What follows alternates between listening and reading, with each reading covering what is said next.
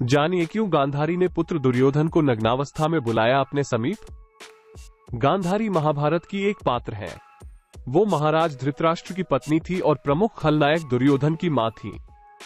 गांधारी देख सकती थी, लेकिन पति के आंखों से विकलांग होने के कारण उन्होंने खुद की आंखों पर भी हमेशा के लिए एक पट्टी बांध ली थी। महाभारत के अनुसार वो 100 पुत्रों की माता थी। युवा दुर्योधन को इस अवस्था में देखने का कारण युग कोई भी रहा हो, लेकिन मां और बच्चे का रिश्ता अटूट ही रहा है। एक मां की हमेशा ही यह चाहत रही है कि उसका बच्चा हर विपदा से दूर रहे। इसका प्रत्यक्ष प्रमाण द्वापर युग में हुई महाभारत में देखने को मिलता है। लॉकडाउन में चल रहे महाभारत में आपने कई ऐसे प्रसंग देखे होंगे जिन्हें देखकर तमाम तरह के सवाल मन में आते ही होंगे। ऐसा ही प्रसंग है जब गांधारी ने दुर्योधन को नग्नावस्था में देखने की बात कही। आइए जानते हैं आखिर क्या वजह थी जो अपने युवा बेटे को वो इस रूप में देखना चाहती थी। गांधारी को शिव से मिला था अनोखा वरदान। गांधारी पतिव्रता स्त्री थी। जन्मांत पति धृतराष्ट्र के प्रति यह उनका समर्पण भाव ही था कि उन्होंने भी अपनी आंखों पर पट्टी बांध ली थी। बता दें कि गांधारी भगवान भोलेनाथ की अनन्य भक्त थी। यह उनकी श्रद्धा और पूजा ही थी कि शिवजी ने उन्हें एक अद्भुत वरदान दिया था। इसलिए ही गांधारी ने नहीं खोली कभी पट्टी। कथा मिलती है कि भोलेनाथ के दिए हुए वरदान के मुताबिक गांधारी जिस किसी को भी पट्टी हटाकर देख लेती, उसका शरीर व्रज के समान हो जाता।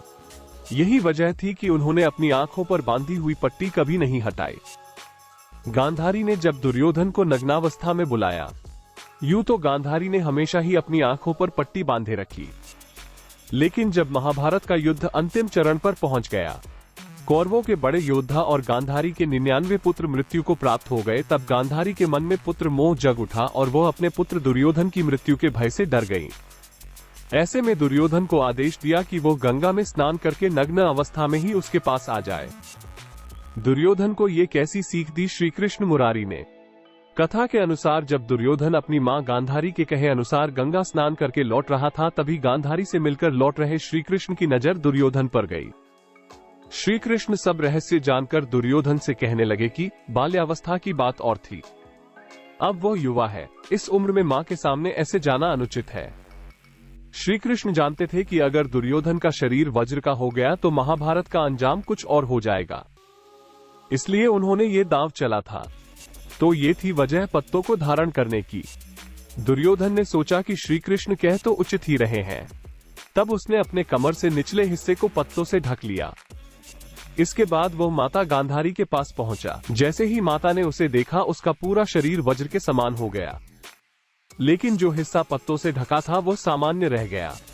गांधारी दुर्योधन की इस भूल पर बहुत रोई, लेकिन अब कुछ हो नहीं सकता था। इस कारण से ही मुमकिन हो पाई दुर्योधन की मृत्यु।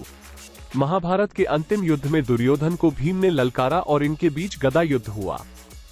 गदा युद्ध में भीम पर दुर्योधन भारी होता जा रहा था, क्योंकि भीम के वार का दुर्योधन पर कोई असर नहीं हो रहा था, क्योंकि उसका शरीर वज्र का हो चुका था।